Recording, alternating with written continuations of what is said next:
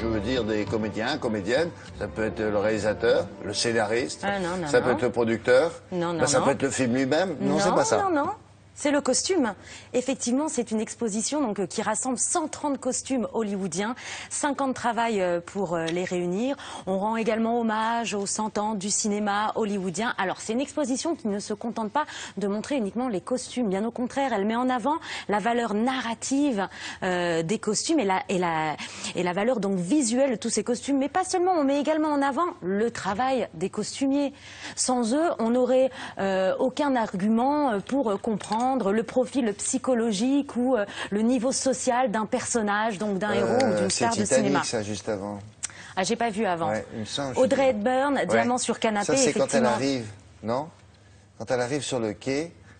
Sur Non, Diamant sur canapé? Non, ça, là, ça. Celui-là? C'est pas Titanic, ça?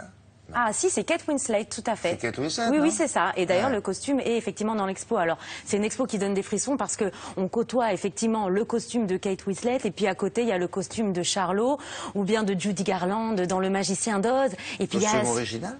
Oui. De Charlot? Oui. Ah oui, oui, et vous allez voir, en plus, on va le voir en couleur. Eh oui, parce que Charlot, c'était en noir et blanc. Donc c'est ça qui est émouvant, en fait, dans cette exposition. Et donc, on a rencontré la commissaire de l'exposition, qui a un rôle très important à Hollywood. C'est Deborah Landis, qui est une grande costumière hollywoodienne. Et c'est à elle, par exemple, que l'on doit le costume d'Indiana Jones, par exemple. Et puis c'est la femme d'eux? C'est la femme, oui, du grand réalisateur américain à qui l'on doit, par exemple, le clip de Michael Jackson. Son mari s'appelle John. Oui, John Landis, tout à fait. C'est elle que nous avons rencontrée, donc direction Londres. C'est la classe, ça. La classe internationale. Vous lui avez parlé de son mari? Bien sûr, hein, mais en privé. Don't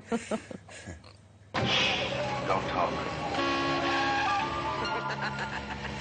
This way. I heard you were a poet. I was a poet till now. Relax. Go limp. I have a feeling we're not in Kansas anymore. Dans cette exposition, les costumes présentés sont aussi célèbres que les films dont ils sont issus. Mais ils n'auraient jamais eu autant de succès sans l'amour et l'intérêt du public pour ces films. C'est avant tout une exposition qui parle de cinéma. Du grand cinéma, avec ici le film Titanic et l'élégance de Kate Winslet.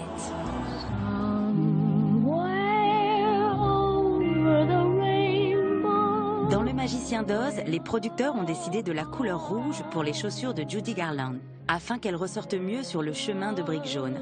Alors que dans le livre original, les chaussures du personnage de Dorothy sont argentées.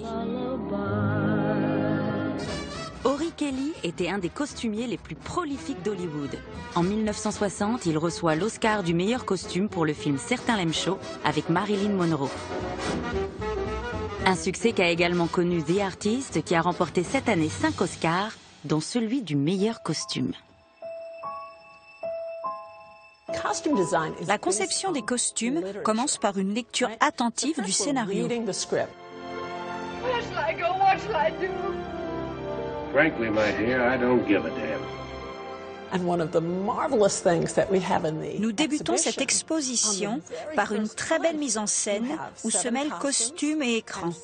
Sur ces écrans, nous pouvons lire des pages de scénario et voir les extraits des films qui ont inspiré tous ces costumes.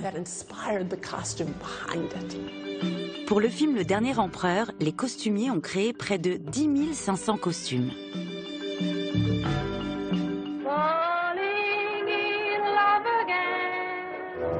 Le fourreau doré que Marlène Dietrich a porté pour son rôle dans L'Ange bleu a demandé un travail minutieux. Il a fallu plusieurs semaines pour broder ses perles et ses imitations parfaites de diamants ou rubis. À l'époque, cette robe a coûté 8 000 $ à la production. Aujourd'hui, elle en vaut 100 000.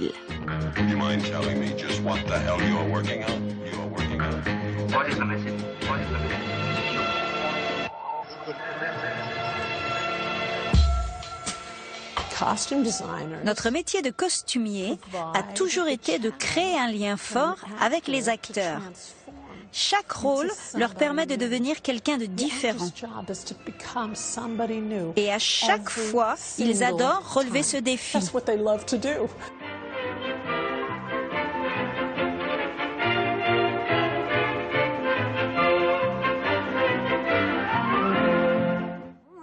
Ah, il était pas noir. Non, il son n'était pas costume. noir. Voilà, il y avait un petit liseré marron. C'est ça qui est Il est émouvant. presque un peu bleu nuit, on dirait. Non, non, il est noir. Il est vraiment noir, en noir fait. Ouais, je pense que c'est la vidéo, mais il est vraiment noir.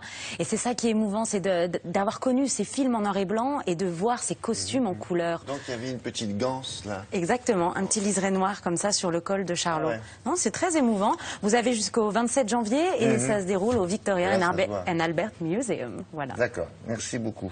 Ça vient d'Hollywood, évidemment. Ah oui, ça vient d'Hollywood. Ah ouais, et ça 5 y ans, hein, retournera. 5 ans pour les réunir, ces Ah, t'es costumes. ravi, monsieur, madame, directeur de musée ou propriétaire, si ça vous intéresse. Exactement. Ben, il faut faire signe et leur À dire, tiens, Déborah. on veut la récupérer. Vous m'appelez, j'ai les coordonnées de Il Déborah. faut la récupérer, bon, ça coûte ce que ça coûte.